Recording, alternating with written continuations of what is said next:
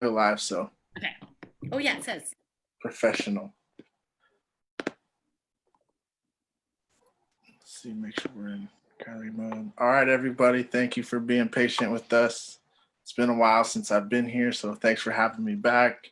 Today, I'm really excited to be a part of have the front seat of a really much needed topic of discussion, I think, especially here in the local community, but also throughout the nation and world. So I guess I will hand the mic over to our guest that everyone here is waiting to hear from, Virginia Hedrick. Thank you for having us, and I'm looking forward to seeing what we have to talk about today. Hi, Queen, Nakna, Virginia Hedrick, Shagon, Mewamechuk, Nakpulukla. Hi, my name is Virginia. I'm a member of the Yurok tribe and the executive director for the California Consortium for Urban Indian Health. And I want to thank Two Feathers for having me on today. And I know we have a few other people in our virtual room. Heon, Chance Carpenter, Dink Achwilye, Taikamisting Nahwai. Hello, my name is Chance Carpenter. I am a case manager and also researcher with Two Feathers, Native American Family Services.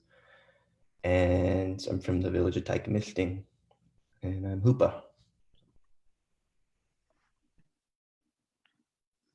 Hi, Yukui, Nakna Shoshone. Hustler. I'm one of the mental health therapists here at Two Feathers. There's 6 clinicians total. We service children 10 to 18, providing individual therapy and working with families and the rest of our Two Feathers team. Before we get started today, I just want to acknowledge that I am on Hoopa land. I am currently on the Hoopa reservation where I reside, and so I just want to acknowledge and honor the land that I am on today. And I know that other people as well would like to kind of extend that out. I'm going to throw it back over to Charlie before we get into the conversation. Yeah, thank you all for that. I guess I could go with the Ayuki Hudkij Nanitui Charlie Reed. Hello, everyone. How are you? Name is Charlie Reed. I'm actually a peer mentor at Two Feathers. Do a lot of work with youth and families to kind of meet the outside of the psychology realm of needs. And what that usually looks like is just the kind of mentorship, hanging out with kids and kind of getting to know them, establishing healthy relationships, and also kind of being a positive role model. And I think one of those things that looks like for me today is just kind of being on in virtual spaces where I'm just trying to be here for them and show them that I'm here as much as I can be, even though I'd much rather be hanging outside, getting some fresh air with them. I think that's just kind of one of the many things that kind of impact where we're at today, especially as Native peoples. And I also want to recognize that I'm on Wiyot land, being here in the McKinleyville, gorgeous day. So I can't complain, and very grateful to have a space to enjoy the outside fresh air. Just recently moved to a place with a yard, so really grateful and have that like kind of perspective of just being in an apartment where you kind of timid to even go outside in your little patio, not like smelling cigarette smoke. I'm like, oh no, hopefully there's social distancing. But so, very happy to be in my own space today.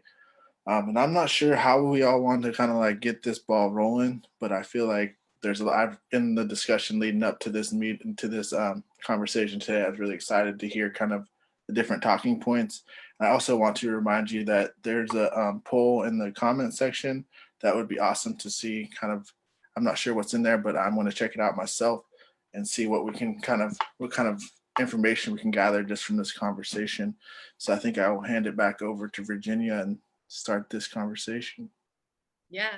So I think one of the things I wanted to start with first is talking about what is COVID-19, what is a pandemic, and what's happening today in August 2020. So COVID-19 is considered a novel coronavirus. One of the reasons I want to share this is that there's a lot of myth busting that we have to do in the middle of this pandemic. So coronaviruses are a family of viruses that are not new. They have been around for, probably 100 or more years. In fact, the common cold is a coronavirus. There have been other coronavirus mutations that have made the news before. So one of which you may have heard of before is SARS, one of which is MERS. Both are respiratory. So what we know about coronaviruses are they attach themselves to the respiratory system and they repress our ability to breathe appropriately and therefore get oxygen throughout our body. Typically, the common cold is not a fatal experience. Typically, if someone gets the common cold, it's accompanied with a cough, a sore throat, maybe some runny nose, but it's not typically fatal. In an individual who has comorbidities, that being more than one health issues happening at the same time, the common cold can be fatal. The same is true for the seasonal flu. So in fact, every seasonal flu, every season, we're hit with a slightly different seasonal flu, and vaccines are tailored. And the seasonal flu travels the globe. And so in the United States, we have an opportunity to watch the seasonal flu travel the other side of the world as it slowly makes its way to the United States, really through human travel and through the season. As we get into our cold months is when we get the seasonal flu, and the seasonal flu vaccine changes every year based on research and based on what we see happening across the globe is what those changes are made to the seasonal flu. Those are really important context when we talk about infectious disease and when we talk about infectious things like COVID-19 and why it's more scary. Why are we more concerned about COVID-19 than the seasonal flu or than the common cold? So COVID-19 has a longer name. I'm not even going to share it, but it's a new coronavirus that has mutated. It is more fatal than any coronavirus we've seen before. It has a fatality rate that's higher than the seasonal flu at almost 2%. And in some communities, the fatality rate is somewhere between 9 and 10%. And we're seeing that in indigenous communities, both in the United States and globally. We are experiencing a higher fatality rate than on a global scale on a whole. So that 2% is sometimes less. Sometimes that 2% in some communities is not 2%. Some are only experiencing a fatality rate of 1% or less, and it can make it feel less scary if that's what's happening locally. But on a grand scale, COVID-19 is more fatal. It's also far more contagious than what we've seen before. One of the things that's really important to know is what we know about COVID-19 changes on a daily basis. Sometimes it changes on an hourly basis because research is emerging every day. And for many people, this is the first time you might have actively been involved in public health research. That being, you're watching it unfold on social media, you're watching it unfold in the news. But this kind of research around infectious disease happens all the time for a number of things. I can't help but relate COVID-19 to other infectious diseases, such as sexually transmitted diseases, where there is also mechanisms of contact tracing and methods for how we can share how they're spreading or not spreading or outbreaks. Though they're completely unrelated infectious disease from a public health perspective, as we watch them move, they're similar. So there is a lot of frustration in communities that are saying, hey, in April, you were telling us don't wear a mask, and now in August, I can't leave my house without a mask. That is frustrating. But what we know about masks and their effectiveness to reduce the spread has increased in this time. The availability of masks have also increased in this time. We went from making masks out of socks and t-shirts to being able to buy them at nearly every storefront we're in. So those are just to lay the context of where we're at with COVID-19. Other points that I want to talk about are, we hear this word vulnerable, who's vulnerable to COVID-19. And when we use the word vulnerable, what we're talking about is who's vulnerable to extreme symptoms. It should be understood that it's possible to get COVID-19, both healthy individuals, unhealthy individuals. In fact, the largest age group who has COVID-19 is between 18 and 45. That's the vast majority. More than 50% of COVID-19 positive cases are in that age range. Many of them are healthy, young, working adults. Up to 75% of people who have COVID-19 are asymptomatic. They're not severely sick. It becomes really dangerous when they transmit it to vulnerable populations. So those who are really, and this number changes too, it's dropped down to 55, those who are 55 and older, those who have any respiratory illness like asthma, those who have any illness that represses their immune system like diabetes, like high blood pressure. That's when an individual is more vulnerable to experience extreme symptoms and need to be hospitalized or could die. So those are some of the nuances that I think are really important when we talk about vulnerability, who's susceptible. We're all equally susceptible. How we experience COVID is determined by a number of things. That said, there's always what's considered an outlier in research. There are a number of cases of healthy young adults who have died from COVID-19, who have no pre-existing condition. And they are considered an outlier. It's not the norm. It's not what's normally happening with COVID-19. But the fact is, it can happen. It can happen that a healthy young adult experiences severe symptoms. So that's to lay the groundwork. I know we had some specific questions. Chance, I don't know if you wanted to shoot some of those questions or where you wanted to go next. Yeah, so to kind of lead in, since you kind of explained the trends quite well there, there's been some concerns regarding data reporting across tribal communities, which is another, again, it's in that broad realm. So I was wondering if you could explain from your perspective what is going on there in California Indian country, or maybe even Indian country in general. Yeah, so I've been working in public health, particularly started my career in Indian country looking at data reporting and how data is reported, how quickly it's reported, who it's reported to. It's a very complex system.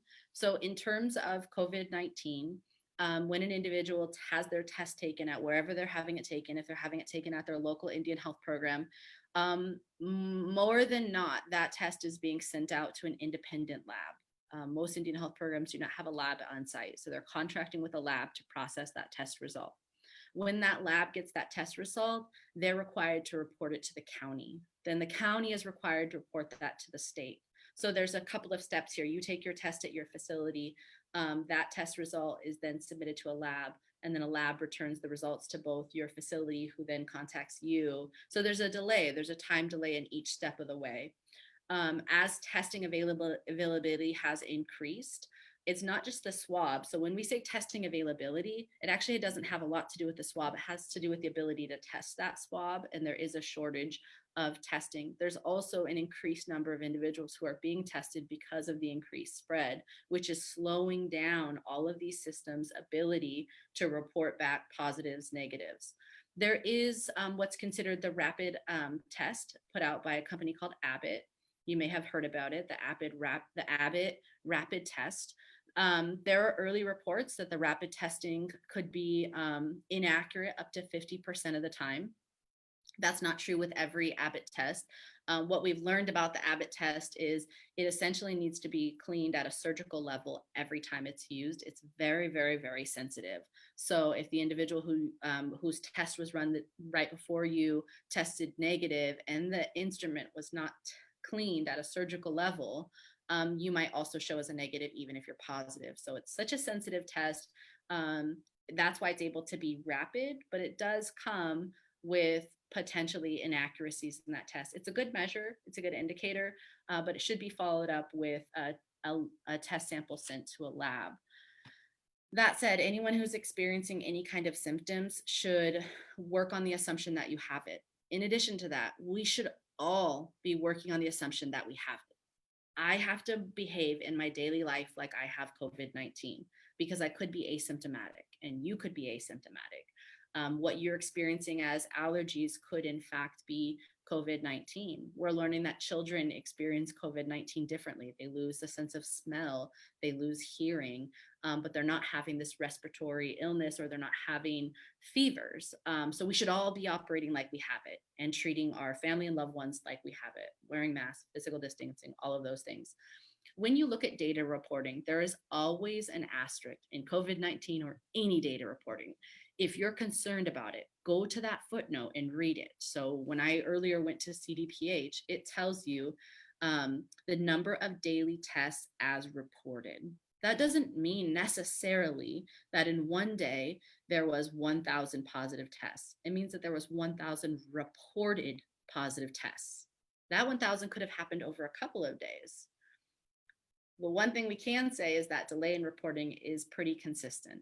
It's not a perfect measure, but it is a good measure. It is a good measure, and we shouldn't be discounting data because it has some of these nuances. That just doesn't make sense. We're always going to have nuances in the data. And as long as we're using the same instrument, then we can sort of trust the trend data. So Chance, you asked me early on, what is the trend?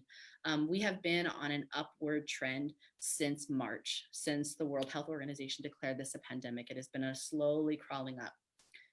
After the 4th of July weekend, we have seen as a country and in California, we have seen a sharp increase in cases. Our daily rate of positive tests has increased every day. What's more important than that is our daily rate of hospitalizations and our daily rate of ICU patients has increased on a daily basis. So it's not just this, oh, there's more tests, so people are testing positive, everything's fine.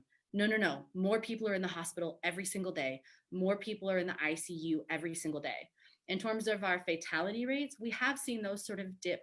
Sometimes they follow the same trajectory and we have more deaths in one day, each day at a time. Sometimes that dips down. I think that's a testament to our healthcare system. It's a testament to early testing. Folks are getting access to healthcare sooner now related to COVID-19 than before. So we're not tracking the daily deaths as closely, but you should be looking at hospitalizations and ICUs. There's a question about masks, and Chance, I know you have a number of masks that we were going to talk about. I have one, and so I can start by that. This is a cloth mask. I bought it on Amazon. This is not a sales pitch, but it is 3-ply cotton. So it's like t-shirt material. It is washed every single day. It wears like this. Mine does not have any metal on either side. If you have one that has metal and can go across your nose like this, that's better. Cloth masks are cloth masks. They are what they are. They need to be worn every time you leave your house, anytime you're in face-to-face contact with anyone that's not in your household. One of the things that I had to attach myself early on in Indian country is we're saying your household, not your family. So I'm one of 10 siblings. I have a lot of family that are very close to me, that I trust, that I love. Who you see face to face is not about trust. It's not about love. It's not about family. It's about who's in your household and their potential exposures. And you can create a social bubble of people who share your same values, but you have to understand that if I have a social bubble and someone in my bubble has a different social bubble, then my bubble is expanded to theirs. So if I have like 3 people I let in my house, if those 3 people let 3 people in their house that I don't, they've exposed me to that degree. So we have to think about this like degrees of separation and exposures if you're going to develop a social pod.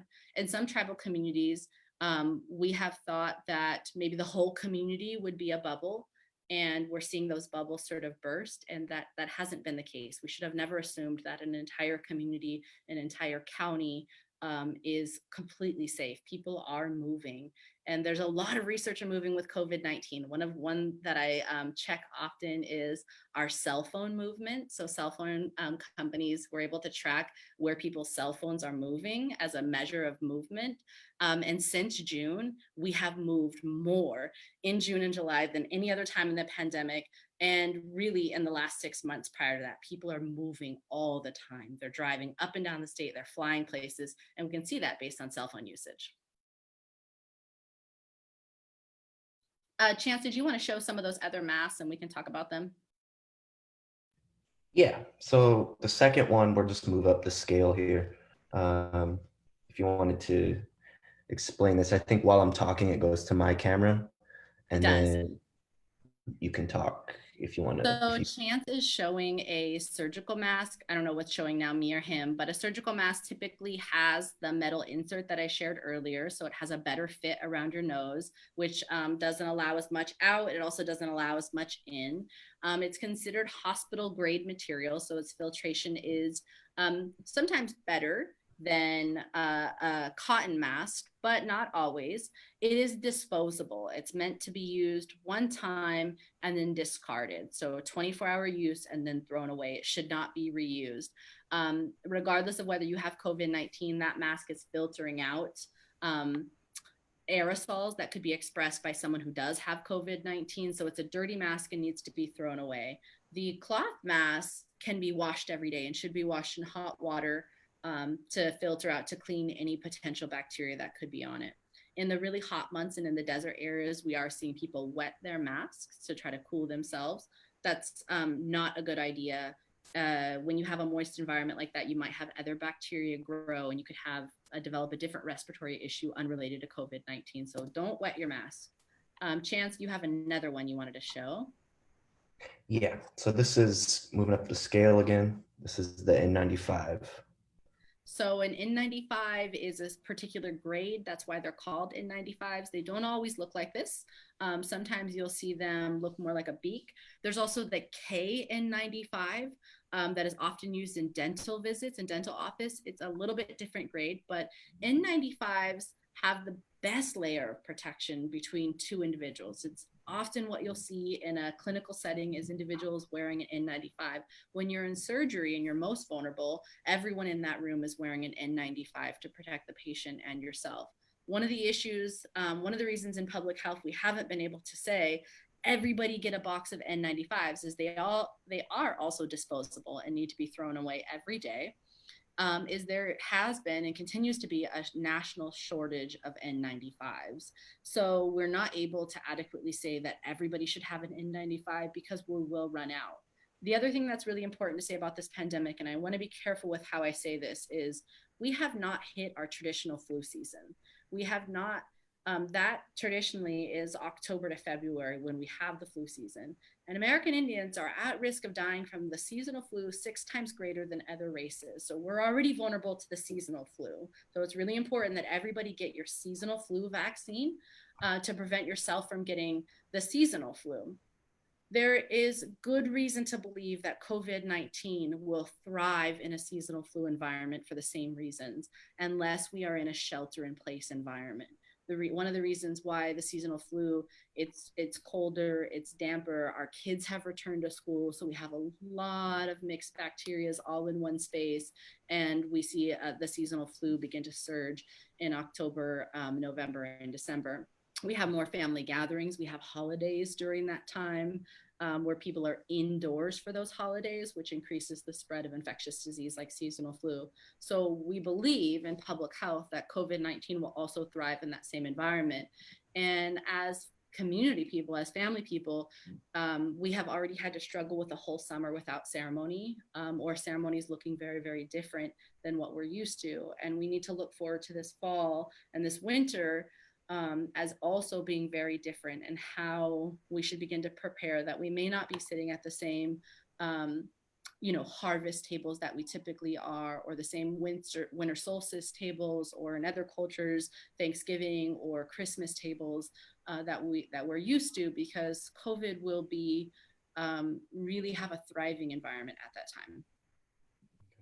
time. So what does it mean to shelter in place?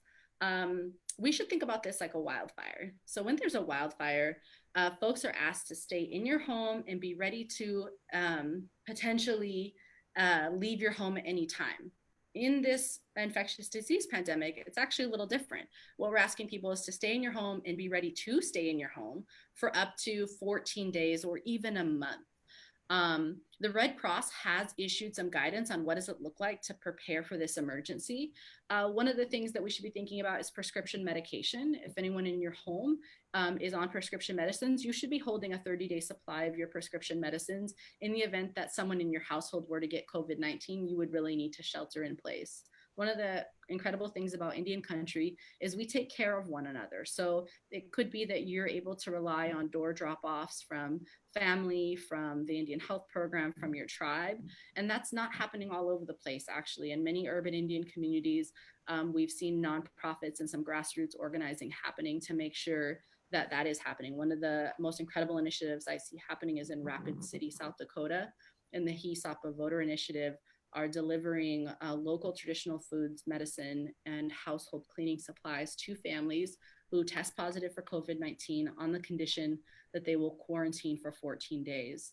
That means no one leaves the home for any reason, no essential workers, nothing. The people really stay in their home during that time. There is a difference between quarantine and shelter in place. I'm guilty of using quarantine sort of casually as well. Quarantine is when someone is sick. You are sick, you are isolated in a room by yourself. Ideally, you would have access to a bathroom that no one else has access to. That's not the case, having grown up in a tribal, HUD home, and many of our communities having these homes that typically just have one bathroom. The bathroom presents a challenge where individuals may be coughing in that space. It is a high risk environment. All bathrooms, every public bathroom is a high risk environment. Just know that. Your own bathroom in your household, if you have someone who's quarantining.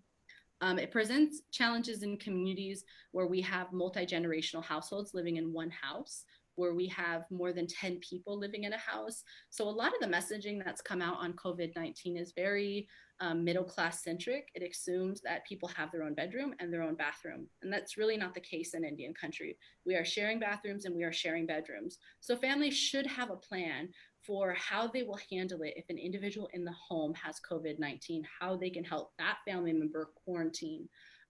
In my house, we do have a bedroom that has a bathroom attached to it, and our emergency plan is if any one of us were to get sick, that would become their bedroom, and the individual in that room would have to come out, and that would be the quarantine bedroom, and we would just deliver food and supplies, and that person could really stay in that confined space for 14 days. I want to acknowledge that's a place of privilege. Not everybody has that, but you should think about how you might be able to emulate a practice like that. Shoshone was sharing earlier, having enough food supply in your home for 14 days so that you really don't have to leave the home. In our urban settings, we can DoorDash things, we Instacart things, things just magically show up on my porch. It's amazing. But that's not the case in rural areas. So we really need to have this plan for what happens if I have to stay in for 14 days? What do I eat? And what food is really going to be good medicine for us during that time? Thank you for sharing that, Virginia. And I was hoping that we can maybe get into some of that, talking about what resources are available for some of our local communities that might be feeling like overly stressed or concerned right now. And I know, speaking to where I'm at, there might be a little bit more concern about what's going on locally. So I just wanted to take a couple minutes to be able to talk about some local resources, and also as a way to brainstorm for other communities and things that they might want to take into consideration or thinking about planning for. For the Hoopa Reservation and surrounding areas, more remote areas, this time of the year is really good for canning season. I know that at Two Feathers, we're looking into being able to see if people have extra resources, extra jars, extra lids, any other supplies that they might need, and being able to maybe drop those off at people's doors. So you can reach out to us on our Two Feathers page, and we're also conducting a poll right now. So if you guys can take a couple minutes to fill that out or pass on the word, share the link to be able to figure out what the community is really needing right now. I know Kamau has an extension line that is just for COVID information and concerns. So I'd like to share that. Kamau's number is 530-625-4261, and the COVID extension is 0218. If anybody has any concerns about testing or any concerns about medications or setting up part of their plan. Two Feathers also has an emergency line for crisis line for that you can get a hold of a therapist 24/7. And during these times where our mental health, we're facing challenges we've never faced before. And if you're ever needing to reach out for support, the number there is 707-382-0629. And we'll post that on our Two Feathers page as well. Also posted on there, we're going to have a Humboldt Mutual Aid flyer for how to get additional resources there if families need that. And the Indigenous Women Rising flyer for mothers and children and others who would qualify for getting supplies to their home, so that it's a less direct contact unless having to leave your house at this time. Additionally, I know some community members, I thought this was really great, so I wanted to share. We're talking about stimulus cash checking and how to safely do that. So people were sharing the check flash deposit video. There's one on YouTube that's really great. So any way that we can plan to minimize the amount of times and the amount of trips that we have to leave our homes, just being able to be really creative during this time and think of how we can meet our needs, but how else we can be responsible in limiting some of those trips for services. And I wanted to open it up to the rest of the group if you guys had anything else to add or to continue with that conversation. Yeah, so thank you, Shoshone. It's really important that folks are able to access their local resources and to understand what's available to you and understand what's not available to you and how we can sort of meet those needs, both on a local level back home in Humboldt County, but really on a regional level, wherever you are, reach out to your Indian Health Program and see what resources might be available to you if you need to quarantine, if you're having a food shortage. There are a number of programs that have been increased during this time of COVID-19. One of the really important things that we do need to think about, and I know this question came in, is how can we support families who have tested positive, and what can we do as a community to support them? And I think first and foremost, we have to think about who we are as Indian people and what do our values say about how we support people. You know, there has a quote that comes from our people in, you know, the Northwest coast is that we are fix the world people. We are world renewal people. It's who we are. It's what we do. We know how to pray for world balance. We also have a ceremony that happens throughout the summer that's really intended on healing a baby who might be sick. Or who needs that sort of good luck and energy in their life. And so we can look to these ceremonies. And I know that there are ceremonies in other tribal nations from throughout the United States and throughout the globe that are centered around healing and that are centered around taking care of community and taking care of families. So I start by grounding us there when we talk about how can we support families who have tested positive, is we need to have that compassionate approach of who we are. I see it happening on social media, both positive and negative, but I want to address some of the negative pieces. We are shaming people. We are making them feel responsible for having contracted COVID-19. We are questioning their personal lives, where they have been, where they have not been, and where they may have gotten it. And once someone has tested positive, there is contact tracing that needs to occur. There does need to be a list of individuals that that individual has been in contact with for the last 14 days. And we should all be operating every single day to be prepared that you might have to you might have to provide contact tracing information. So I think if you operate every day that, hey, if today I had to list every single person that I was within less than 6 feet contact with, who's on that list, do I have their number, and how might they be contacted? Because it should be a short list. If your list is 10, 15, 20 people, you've been behaving dangerously. That said, even if you have been behaving dangerously, maybe you're in a high contact work environment, maybe you work at the grocery store, maybe you work in a space where you have not been able to limit your interactions, it's important that you have that list ready to go and that you be able to share that. We have created a toxic environment, both in tribal communities and outside of tribal communities, where people do not feel safe to share that they have COVID-19, and no one should be forced to share their public, their health information. But as Indian people, we know how to support them, and we should be supporting them with traditional medicines that we know support the respiratory system, traditional medicines that we know support the immune system, with food, with local traditional foods that we can source, with our prayers, with our good thoughts, our good messages, and not be going down this route of shaming them or making people feel bad. One of the things about this pandemic is it has highlighted some of the major weaknesses in Indian country, but also on a national scale. Indian country has seen a sharp increase in domestic violence. We have seen a sharp increase in substance abuse relapse and substance abuse overuse. We have seen a sharp increase in food shortages, and unemployment are all being experienced by Indian country disproportionately than other communities. This is not the time to add to that by making families more vulnerable by treating them poorly. we know how to do this as Indian people. We can be better than that, and we should be rising to the occasion to support these families. And families should feel safe in reaching out to their close network, asking for that support. I think we're also a proudful people, and sometimes it's hard to ask for help. It's hard to admit that you don't have enough food. It's hard to admit that you don't have enough money for the things that you might need, the cleaning supplies. You know, the prices of some of these things have surged. It is hard. What we have to acknowledge is we are not in normal times. Nothing about what we're experiencing is normal. And we all have to get out of our comfort zone a little bit.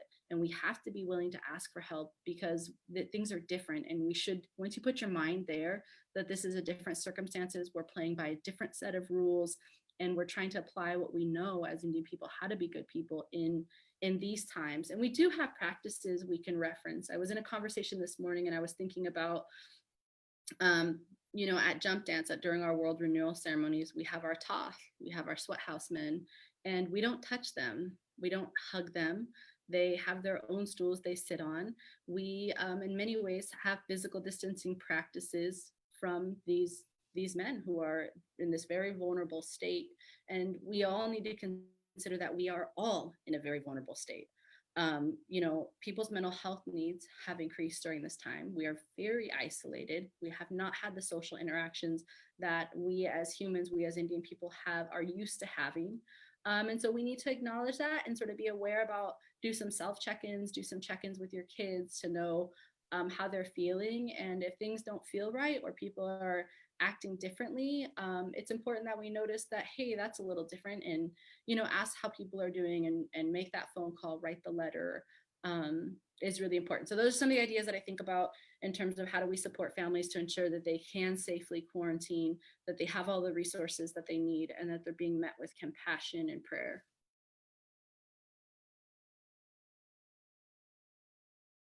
And there is, we use the word stigma a lot in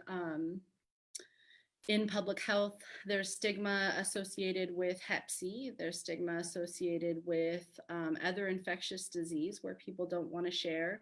You know, here in the Sacramento community, we have seen people test positive. And I'm not talking about Indian country, but we see people who test positive who are reluctant to say that they were recently at a bar because they were in very close contact with a lot of people, and they don't want that business to get shut down. Or there's all these reasons and all these stigmatizing reasons why an individual wouldn't share their true contact tracing. So we all need to do our best to reduce stigma by supporting what's true about COVID-19, and that is that anyone could get it at any time. There's a couple things. One, your mask will protect you. It is not a hazmat suit. It is designed, everyone wearing a mask is designed for those short interactions. It's designed for when you're walking by somebody in a grocery store, when you're at the checkout. It's designed for when you're out walking around getting exercise and you might have to pass a neighbor, or you're at the gas station and you're in contact with other people. It's not designed to then stop physical distancing altogether because we're all wearing masks. It's been one of my fears of masks is that it would make people feel like they have a suit of armor on. You don't. It's one layer of protection that works when coupled with physical distancing and hand washing. It can't just be one and done. If you're the only one wearing a mask, you're protecting everyone around you from you. You are not protected. Especially these cloth masks, if you are not wearing an N95, things can still get in all of these spaces. So just because you're wearing a mask doesn't make you invincible. It is important. I have seen a rise in ventilated masks. The typically all the ones I've seen are black. They're typically neoprene, and they have vents on the side, either one side or both. They're used a lot on construction sites is really their origin. And they're used in construction sites because there's lots of dust particles that are flying everywhere. So it helps filter out the dust that's coming in through the mask, but allows the wearer to completely breathe out. It's a one direction vent. So the person wearing the mask, every particle in this person is going out through the vent. So it does nothing to protect the community around you. Does feel more breathable, and people report that ventilated masks are more comfortable. They're dangerous. They have been banned in cities like San Francisco as not meeting the standard of a mask. So if you have a ventilated mask, please stop wearing it. Please get one of the other 3 masks that we have shown. Even a mask made out of a t-shirt will protect people around you better than that ventilated mask. In fact, I turn and walk the other direction if I see someone in a ventilated mask. Was there other questions, or I'm not sure where we're going next. We've covered so much of what we wanted to talk about. I had one, Virginia. Yeah. So this is going broad again because of maybe some stigmas and also some counterintuitive sort of things that when it comes to like collaborative partnerships with agencies now outside of reservation boundaries and resources that can be brought in, it runs counterintuitive to what we're doing right now, which is we are closing reservations off to outside individuals coming in. So I was wondering if you could speak to maybe how we could potentially take a page out of some responses, like the Navajo Nation response. They've had doctors come in, and also the Lummi response, and how we should, you know, we're establishing some best practices as we go. And I'm wondering if you could maybe speak to that.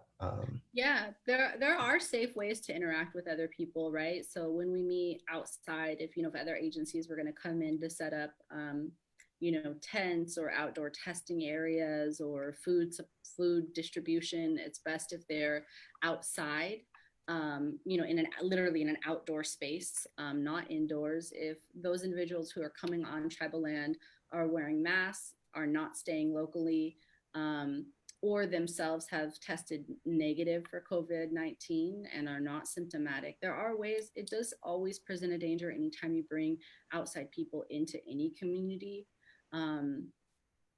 It's important. I don't know if I shared this earlier. What the research is telling us about how COVID-19 spreads is it's not spreading from surfaces. And I'll talk about why we think that, but it's really spreading from close family contacts. Here, I can give us an example here locally in Sacramento. 2 months ago, we had an outbreak in Sacramento with more than 50, I think it was close to 100 positive cases, and they were linked to 3 events: a funeral, a church gathering, and a graduation party. 3 events, all with people that they know and trust. It's hard to judge people for having a funeral or the way in which they had the funeral. It's hard to judge people for practicing their religion in an indoor space. But the fact is, that's where the spread happened. It's people in close contact with each other, not wearing a mask, typically with people that you know and love and trust. So it's one of the reasons why I said earlier, that's where the spread is happening. It's one of the reasons that we know we should be disinfecting surfaces all the time is there is a chance. When they tested the cruise ships, so COVID-19 came on cruise ships and from people traveling to another country back to the United States. That's how it got here. As Indian people, we did not give birth to COVID-19. It has invaded our lands, and we have to do our best to protect ourselves from it, but we should not be owning this virus.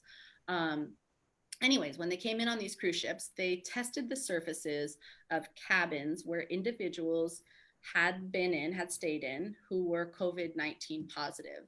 And they found that COVID-19 was living, still an active, thriving virus, in a cruise ship cabin up to 14 days after the individual had vacated the cabin.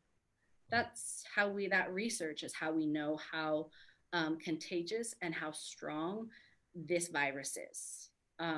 That said, people aren't getting it that way. We're just not seeing community research.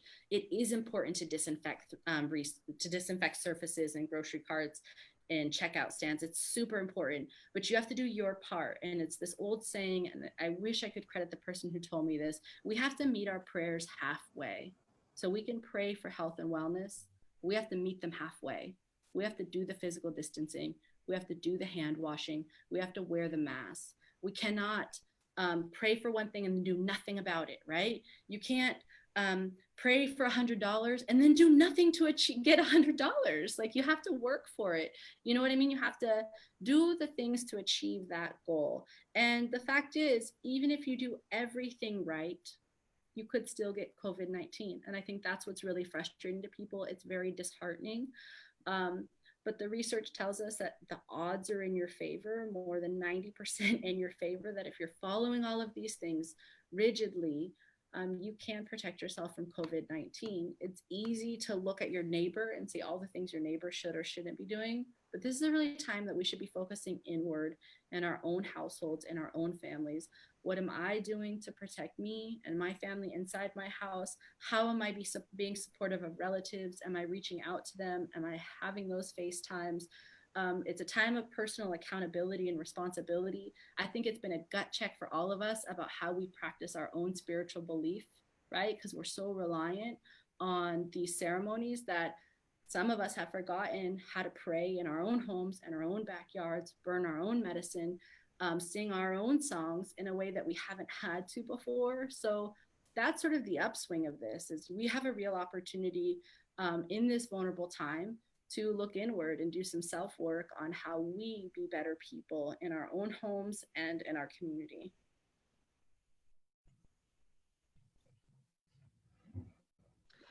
Great, Virginia. And I'd like to get back to that point that you were speaking to, but first, there is a question on the feed that I think is really relevant. And so I'm going to go ahead and ask it. The person said his son has COVID-19 and his work told him he had to be off for 14 days and that he had to come back. He retested and was still positive. His doctor told him he could go back as long as he did not have a fever. He's been back to work for over 2 weeks.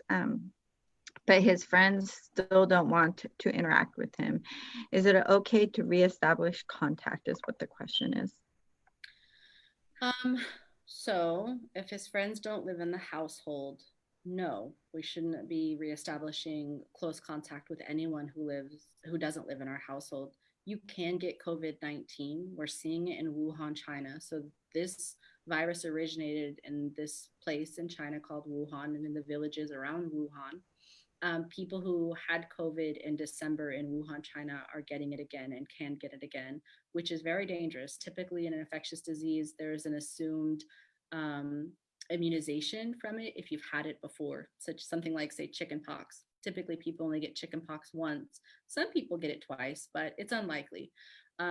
That's not COVID. We can get COVID-19 again. So there's no assumed immunity if you've had it before. So for this person's son, first, prayers go out to him. What a scary situation for the family to have to deal with. 2, he should be still continuing to behave like he has it and do that physical distancing. If the social interaction with the friends is 6 to 10 feet apart and individuals are wearing masks, yeah, I think our young people, and I have a young adult in my household, this is a really difficult time for them. They thrive in a social environment, and so much of their lives is centered around social interactions with friends. And we are seeing depression. We are seeing young people have this a situational depression to what's happening because they're not getting those social interactions that they crave and that are part of their normal daily life. And it's really hard to emulate that on FaceTime. And that's what we even know about like humans in general, right? Like we know that children need physical touch, babies need physical touch to thrive. And so there are competing needs here of both like physical, mental, spiritual needs that compete with this physical distance rule.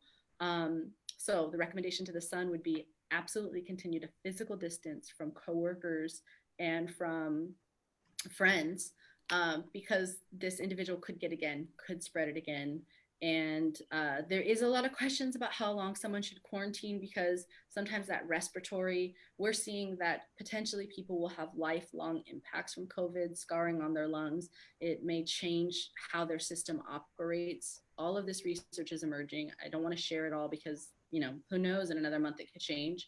But people may continue to have like a cough from COVID for the months after, in a time that they're no longer testing positive.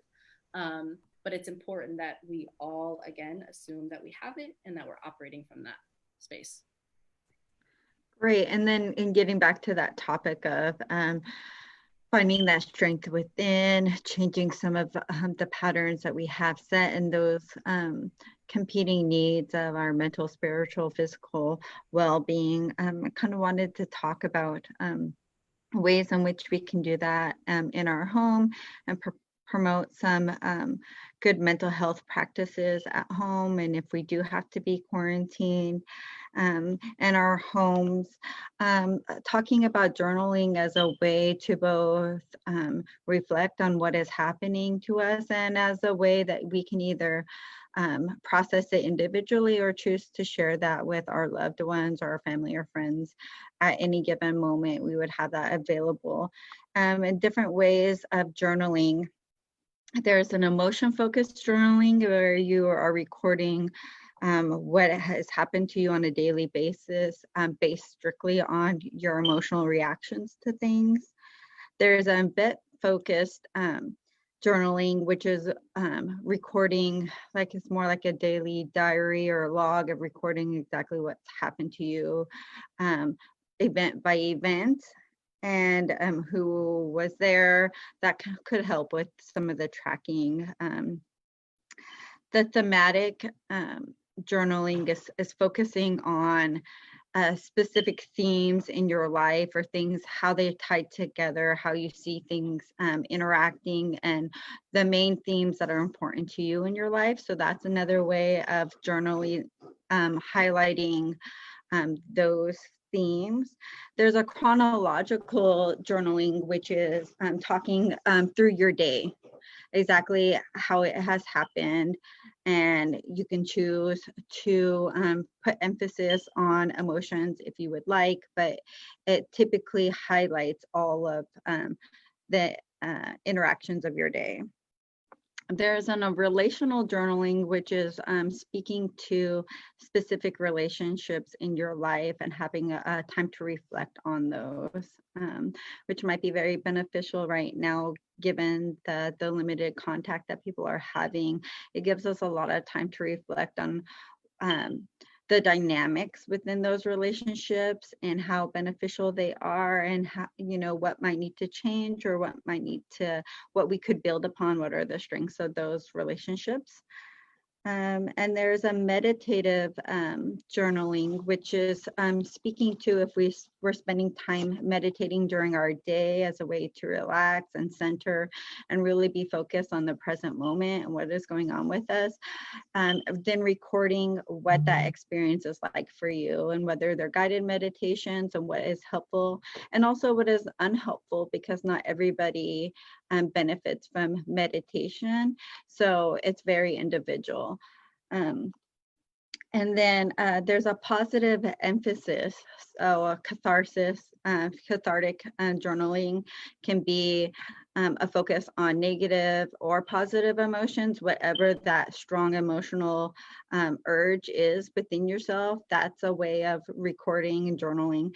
And also the positive emphasis is to only focus on positivity in your life and really trying to create more of like a gratitude journal, which research has shown really strengthens the pathways in the brain and can really change the way that we focus and think about the world, to kind of bring in some of those spirituality. How are we connecting it all? Life really feels like discombobulated as a way to really be able to tie our physical, mental, spiritual health together, that really benefits our neural pathways.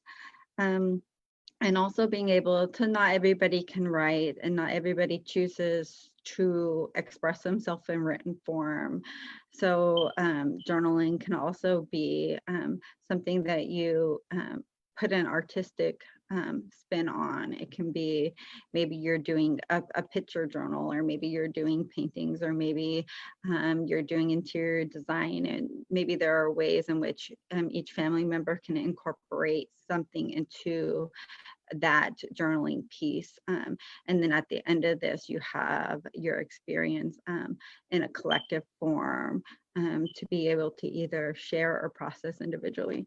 So I just wanted to put that out there as things that people can do to kind of break down some of the stigma and be able to do social distancing and really kind of checking in with the present moment where they're at.